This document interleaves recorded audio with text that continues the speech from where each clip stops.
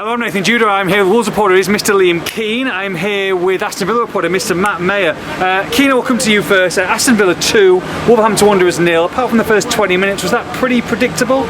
Yeah, I think so. For my money, Wolves were the better side for probably 30-35 minutes, albeit with not a huge amount of attacking threat. The Ryan Aït-Nouri chance was a glaring, glorious opportunity that he should have taken. But other than that, Wolves were in control and impressive considering what the limited resources they have, but maybe not massively threatening. And then once the goal goes in, Wolves struggled to contain Villa. The second half was lackadaisical, really. Wolves never really got into their rhythm, never really got out of first gear, and not in a positive way. And then maybe after the second goes in, they get back into the game slightly in terms of control of possession, but never looked likely of getting a goal back or equalising anywhere near. Really, it was a deserved win for Villa in the end, albeit a good 35 minutes from Wolves. Matt, look, like you said, I think Wolves probably the better side in the opening exchanges. When Moussa Diaby scores that opener, Villa don't look back, do they? No, but I think the game had turned slight. Probably the 10 minutes before then. Yeah. Watkins had a good chance, which he probably should have scored.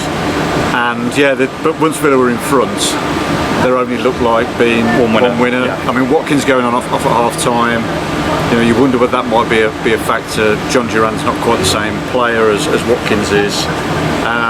But I thought that the telling thing for me was Villa were able to bring on Nicolo Zaniolo and Luca Dean off the bench, who within a minute or two of coming on have played a part in the second goal. And about 5 minutes later at 2-0 down, Gary O'Neill brings on a 20-year-old midfielder who's made four senior appearances. Yeah. You just felt Wolves kind of ran out of options, ran out of steam, and it was kind of the result we expected at 4:30 when the teams came out. Albeit Wolves, were made a decent fist of it for half an hour. Yeah. Liam, massive game, big derby. You look into the likes of Cunha, Neto, Hwang, and he gives an 18-year-old his first senior start. Yeah, a big chance for Leon Chouamé, and considering the circumstances, gave a decent enough account of himself, making intelligent runs and trying to make something happen, but very isolated, and that really impacts his performance.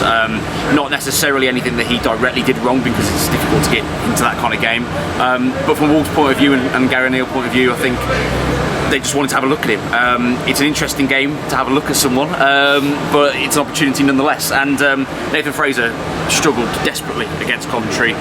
It wasn't a surprise that he was dropped. It was how they were going to replace him. And with the options they've got, Chouamé is the only real decision. You've now seen an 18-year-old and a 19-year-old probably not too far away from each other in terms of level and where they're at the moment.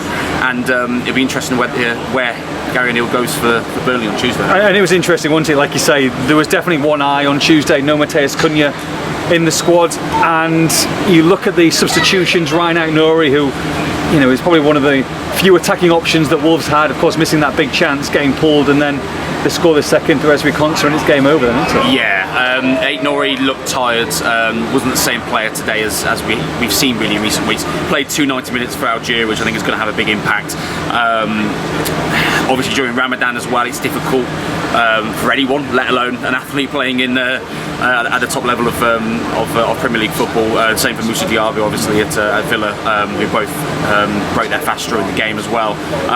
So not a great afternoon for Aït-Nouri, not sort of glaringly difficult or bad errors, just not an impactful performance from him. And it made sense really to take him off, albeit it felt like that was the game slipping away for Wolves. You take off a player of his quality, and that was really one of the turning points to it. It was a big chance, wasn't it? That was the big moment. You've got to do it. I don't know how. Yeah, he has to score. And Martinez is, that's where he earns his money in those moments, one-on-one, but there was a lot of the goal. A lot of goal to hit. Gary O'Neill said 99.9% chance that goes in, and it doesn't, unfortunately. Matt, from Villa's point of view, out of all the attacking prowess, Konsa probably not most likely to score, but he says he's been practicing that in training. Is that a tuggy? I'm not quite sure. I'm not sure. I mean, I think Duran would probably have scored anyway. If the cross, had the cross been not slightly mishit.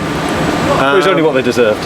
No, it was, yeah, and I think it was a win Villa needed. They got a Man City on Wednesday, and it's not a free hit. I mean, they beat Man City earlier in the season, and you expect they'll give them a game again. But the home games now after this, Brentford, Bournemouth, the away games, and Man City, Arsenal.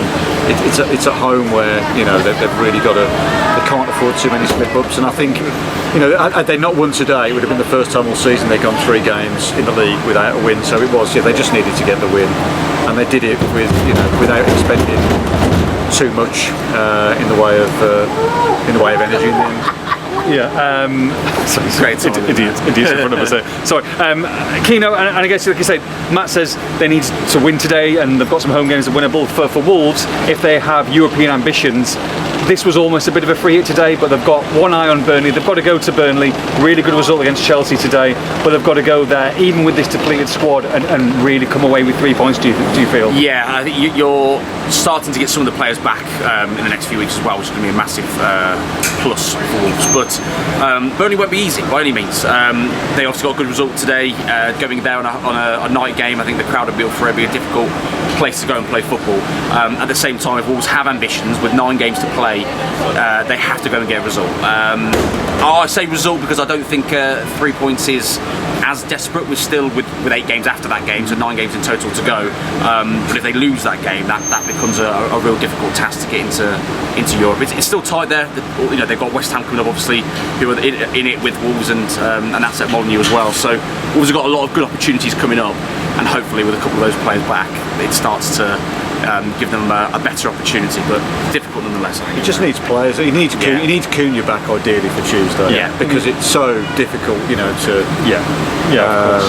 But probably likely from the bench as well. So you're going to go with the starting lineup today, aren't you? Which is that's the task. Can they do that? Can they go to Burnley? Can they make that chance? Can they convert that chance? That's what's going to be the big question. But it's still, Newcastle winning today still makes it. They're still only 3 points behind West Ham. Yeah. If they can just hang on until Cunha and Wang are back, then they've got a chance. That was not that was a pretty good performance today from a team that effectively is playing without a forward line. Really, so if they can just get some of these attacking players back, then you just never know. Got a bit of a chance. Onwards and upwards. Aston Villa 2, Wolves 0 for the post-match reaction. Make sure you log on to expressandStar.com.